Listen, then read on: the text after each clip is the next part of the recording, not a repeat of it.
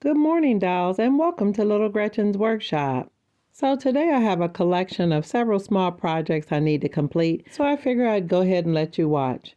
Now, dolls, these are some adorable little fly swatters that I received in a gift bundle, and I will leave a link in the description so you can see when I received them. But they are absolutely precious, and they're sort of like a silver or aluminum color, but I wanted to make these two fly swatters black. So I'm using my black enamel tester's paint, and I'm kind of going along the edge, and I have to be really careful and mindful to blot the paint out of the mesh part so it doesn't clog, because this is enamel paint, and enamel paint is not water soluble. Now, although tester's enamel paint generally takes a little while to dry, but by me using a very, very sparing coat on this little item, it's not going to take very long. And after I was done painting and blotting the little fly swatters, I made a complete mess of that little piece of cardboard I was working on, but my mission had been accomplished. Now I'm going to set it aside to dry before I try to handle it or put it in the dollhouse.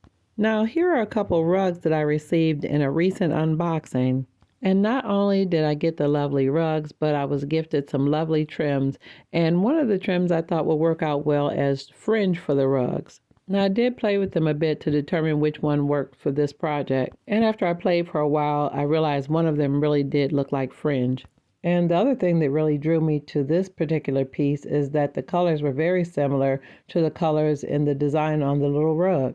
Now, dolls, I didn't do anything precise or scientific. I just laid the rug on top of it to see how much of the fringe I wanted to expose. And then I prepared to trim what I didn't need. Now, I generally add the fringe to the underside so that it won't be a stumbling or tripping hazard for my dolls. Now, be really mindful when you cut your fringe so it's not too short. Now, this is another project where I want the glue to catch really quickly, so I'm using my Beacons 3-in-1. And so I dragged a very thin bead of glue all along the entire edge of the underside, or the part that will face the floor.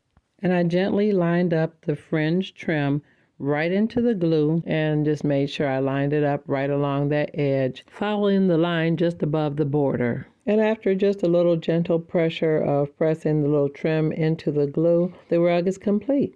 I think it turned out really, really cute, and I'll be able to use it in any room I like. And I really like to do projects like this to prep all my items before I need them, because when it's time for me to start decorating, I don't want to have to stop and do repairs. And here's a smaller rug that will work for the children's room, and I did the exact same thing. Now, dolls, this was just kind of a random project. I was actually playing. I had some old glove leather, and I just cut a few pieces off of the hem part around the wrist, and I decided to turn them into little tiny leather purses. So I cut them kind of at an angle and added glue to the top part, which would be the top of the purse, and added some gold beaded trim as the handle. Now, an item like this, I'm making more or less to be a filler or something to be in the background and not necessarily the main event. Things like this come in handy to be a part of a cluster or a collection of things. Now, I just happen to have the little gold beads or beaded string, but you could use actual chain, a little rope, some cording. Any of those things would be perfect to give the impression of a handle. So, dolls, as usual, I definitely made more than one. And after I felt like the little handle was secure and stable, I went on to add what would look like a clasp. And I accomplished that by adding a little dot of my Loctite super glue gel and a tiny brass nail art stud. And I liked it so much that I did it to all the rest of the purses. Now, I may actually do some other things later, but I think this is a good foundation. And with the addition of that one little stud, my eye immediately agrees that that is indeed a purse. So after making the tiny purses with leather, I had some tapestry fabric that had a thick hem as well. Now these I cut into narrower shapes, and then I added a broken chain and all types of little metal findings. So dolls, these are just some examples of things that happen with me when I just sit at my table and play.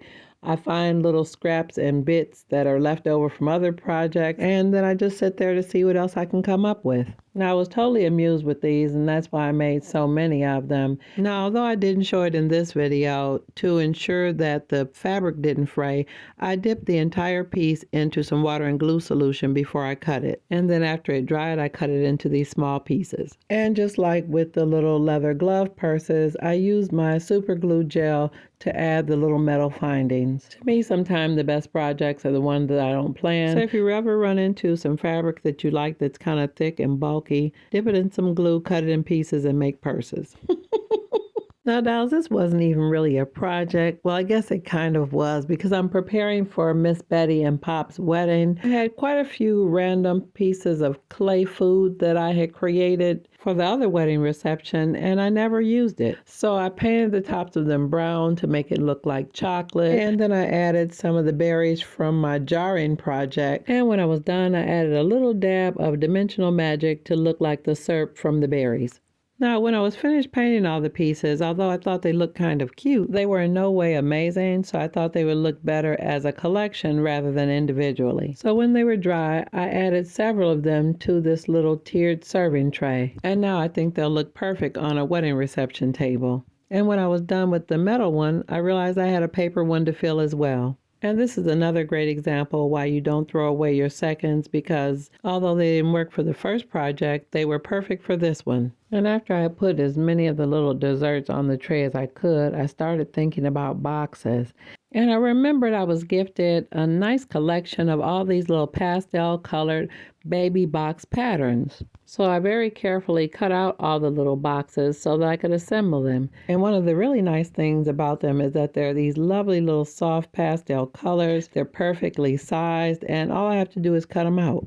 And dolls, I generally don't do a lot of paper projects, but I thought this one would be kind of fun because it was specifically for the babies. Now, for projects like this, I generally do my rough cuts first and then try to be more precise when I get closer to the actual item.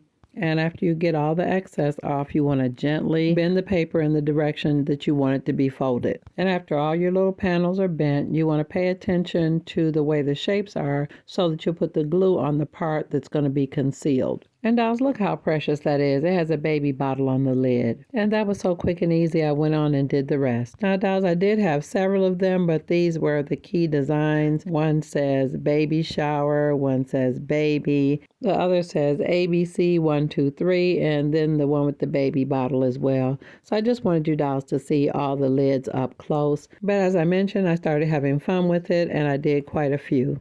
Now, dolls, you can already see I was in the mood for boxes, but I want to show you this little open box that I created with the tissue paper that was given to me in a package from Whitney Labrie. Now, I will leave a link in the description so you can see that unboxing. And I'm not sure why I was so fascinated with that tissue paper, but I put the pear on the outside so you could see the full shape of the pear on the bottom. And in this frame, I'm just coating it with glue to protect the design. And as I set that aside to dry, I remembered the little gift boxes that I bought from the Ann Arbor Miniature Show. And again, I will leave a link in the description so you can see that video if you haven't seen it already. Now, those other tiny boxes that I made for the babies were actually printed on paper, but these are actually firmer, sort of like a lightweight card, and they're already scored, so they fold really, really easily. And I just took my time and did the exact same thing, adding the glue to the flaps. And as I was assembling this dolls, I was feeling really regretful that I didn't buy more of them, because I really love the size of the boxes and the soft, gentle, antique-looking colors. And you can clearly see here, I just added glue and just pressed the flaps all together. And I'm really tickled at how this turned out because this truly looks like an official dress shop box. And as I mentioned earlier, I really regret that I didn't get more while I was at the miniature show. Now, I can't readily remember the name of the vendor, but if you look at my Ann Arbor Miniature Show video, I definitely shouted her out and left her contact information. At this point, I'm sincerely thinking I may need to go back and watch the video again myself because I'm going to need more of these boxes. Now, dolls, if you've enjoyed this video today and want to see more content like this, go ahead and subscribe. And always look for me on Mondays after 7:30 p.m. Eastern Standard Time, and sometimes on Wednesdays when I have an unboxing.